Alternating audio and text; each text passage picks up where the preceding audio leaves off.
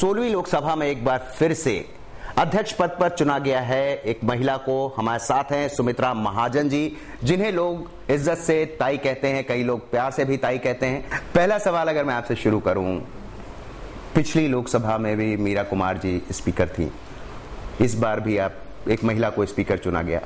महिलाओं के नजरिए से आप किस तरह देखती हैं इसको?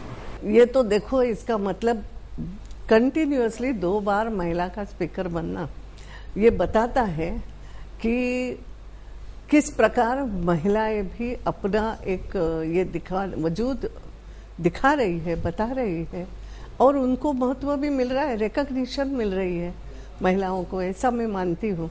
अब मैं इसको कोई महिला सशक्तिकरण वगैरह नाम नहीं दूंगी, मगर जो महिला अच्छे काम करती है उनका वजूद पहचाना जा रहा है, इस रूप में मैं इसको लेती हूँ। प्राथमिकताएं क्या होंगी और चुनौतियां क्या होंगी, क्योंकि इतनी बड़ी मेजॉरिटी से जो है सत्ता पक्ष आया है लोकसभा में?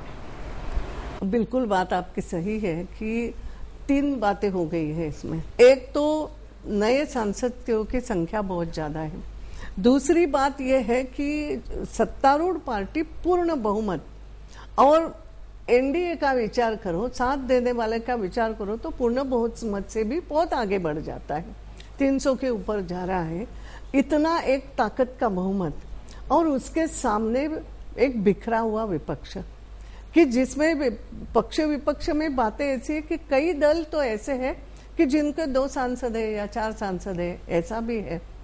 तो इस तरीके से छोटे छोटे दल, ये कहो आप कि छोटे छोटे दल मिल करके सामने हैं, और ये 3 बातें प्रजातंत्र में एक महत्वपूर्ण चुनौती है।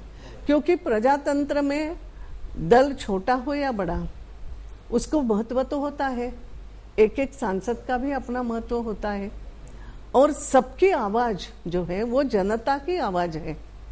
एक सांसद मोर देन 10 लाख 15 लाख इतने लोगों का प्रतिनिधित्व करता है, तो इसलिए उनकी भी आवाज सुनी जाना, उनका भी योगदान अच्छे तरीके से होना, और सबके बीच में इस प्रकार का विपक्ष या इस प्रकार के सामने छोटे छोटे दल और इसका प्रकार से बहुमत वाला पक्ष, सत्ता पक्ष, तो इनका सामंजस्य ये भी बिठाना और सबको समान रूप से मौका भी देना, इनका सामंजस्य बिठाना, और साथ ही साथ इतने ज्यादा नए नए लोग चुन करके आने के कारण क्वालिटी भी मेंटेन होना, जो हम कहते हैं डिबेट की क्वालिटी, वो भी मेंटेन हो करके ज्यादा से ज्यादा काम निकालना।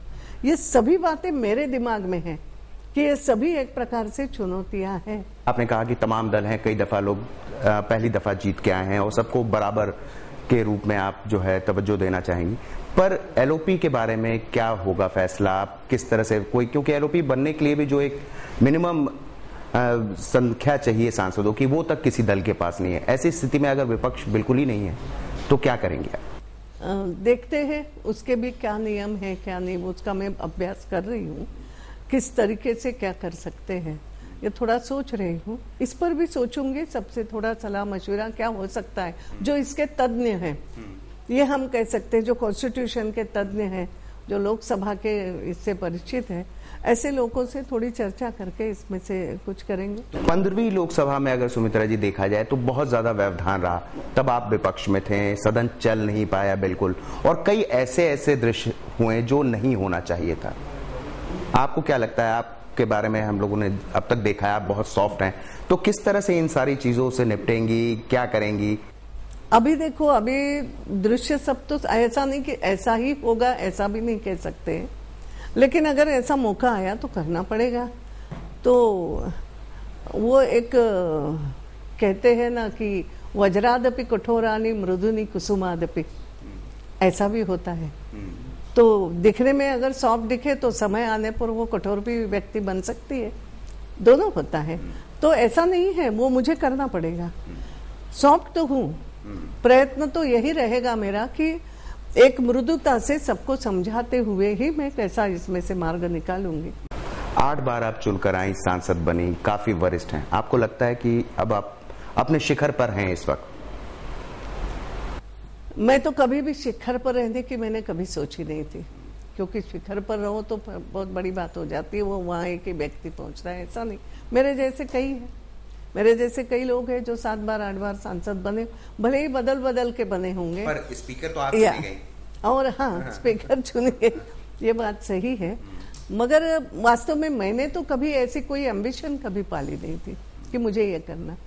एक ही मेरी इच्छा सदैव रही, जिसके लिए मैं प्रयास करती रही, कि मुझे ये मैं दिखाना चाहती थी, सिद्ध करना चाहती थी कि आज जो एक वातावरण बना है कि पॉलिटिशियन सब खराब, तो ऐसा नहीं होता है। पॉलिटिशियन भी अच्छे होते हैं, पॉलिटिशियन भी ईमानदारी से काम राजनीति में भी कर सकते हो, और ईमानदारी से काम करते हुए आप आगे बढ़ सकते हो। ये मैं कहीं ना कहीं सिद्ध करना चाहती थी। इतने लंबे अरसे में राजनीति में क्या बदलाव देखती हैं? अब तो आप खुद अध्यक्ष हैं, लोकसभा में स्पीकर हैं। पहले जो संसद में चर्चा होती थी तो जो विपक्ष का भी व्यक्ति हो, मगर वो अगर कुछ बोलता है, स्ट्रांगली बोलते थे अच्छे तरीके से, तो सुनी जाती थी, आदर के साथ सुनी। मैंने पहले भी देखा है कि जब मैं पहली बार आई 89 में आई, और उसमें कई सालों तक मैं ये देखती रही, जैसे चंद्रशेखर जी या अपने गुप्ता इसके कम्युनिस्ट पार्टी के जो थे ना, तो वो जब बोलने के लिए खड़े होते थे तो हम लोग भी बिल्कुल इससे सुनते थे कि इनके बोलने में कुछ वजन है, ये फैक्ट्स एंड फिगर के साथ, और एक प्रकार से एम्फेटिकली बोलते हैं, तो हम सुनते थे, उनको अच्छे से सुनते थे, सब लोग शांति से सुनते थे, डिस्टर्ब नहीं करते थे। आपके ऊपर है कि आप ऐसे लोगों को मौका देंगे? नहीं, मैं ये बोल रही थी कि धीरे धीरे ये कम होता चला गया, मगर इसको स्थापित करना, क्वालिटेटिव डिस्कशन, क्वालिटेटिव डिबेट, गुणवत्तापूर्ण डिबेट, इसको फिर से एक लोगों के मन में बिठाना पड़ेगा। आज भी है, अच्छे बोलने वाले लोग हैं, आप देखते हो कि बहुत अच्छे से बोलते हैं, मगर वो बढ़ाना तो पड़ेगा दायरा उसका। 1, 2 या 5 व्यक्ति अच्छा बोले इससे नहीं चलेगा। हर एक के मन में ये भाव जाना चाहिए कि मैं जो भी बोलूं वो गुणवत्तापूर्ण हो। मैं उसके लिए जरूर प्रयास करूंगी, कुछ ट्रेनिंग भी ऐसा करेंगे, बीपीएसटी के द्वारा करेंगे, या कुछ ऐसे भी लोग जो हो कि जो एक अच्छे वक्ता है या समझते हैं कानून को, तो नए सांसदों के साथ उनकी 1-to-1 भी कर सकते हैं, या एक कोशिश है, कुछ मैं मन में ये बना रही हूँ कि करेंगे उसके लिए। सुमित्रा जी, अब अंतिम सवाल मैं आपसे पूछता हूँ। महिला आरक्षण एक ऐसा मुद्दा है, राज्यसभा में पास हो गया, जिस तरह से पास हुआ सबने देखा। लोकसभा में अब आप आई हैं, मीरा कुमार जी रही, अब आप आई हैं, पार्टी बहुमत में है, उसके बारे में क्या कुछ किया जाएगा? एक ये बात तो आप सत्ताधारी दल से पूछो तो ज्यादा अच्छा है, नो डाउट। मैं तो चाहूंगी महिलाएं आगे तो आना ही चाहिए। आज भी हम कहते हैं कि 62 महिलाएं इसमें 2-3 ज्यादा आई, मगर 2-3 ही ज्यादा आई, मगर इससे भी ज्यादा आ सकती है। लेकिन मेरी ये भी एक मान्यता है कि महिलाओं ने भी अपने तय खड़े होना चाहिए, अपने आप को वो पहचाने। और आज भी आप देखोगे तो महिलाओं की जितनी मात्रा में रुचि पॉलिटिक्स के लिए है, धीरे धीरे बढ़ रही है, मगर वो भी कोई ऐसी बड़ी संख्या है ऐसा नहीं कहा जा सकता, और बढ़ना चाहिए, और वो ताकत के साथ काम करे, और इस विश्वास के साथ वो काम करे कि हाँ, हम कुछ करके दिखा सकते हैं। I have that, I am somebody, ये भाव, आत्मविश्वास बढ़ते जाना चाहिए, और ऐसी महिलाएं आगे आए, और फिर जब वो आगे आएगी तो उनको रिकॉग्निशन मिलना चाहिए, उनको मौका मिलना चाहिए। इस मत की मैं तो हूँ, तो उसके लिए जो भी हो हम प्रयास करेंगे और उसके मौका भी देंगे। बहुत बहुत धन्यवाद सुमित्रा महाजन जी, दूरदर्शन न्यूज़ से बात करने। Thank you.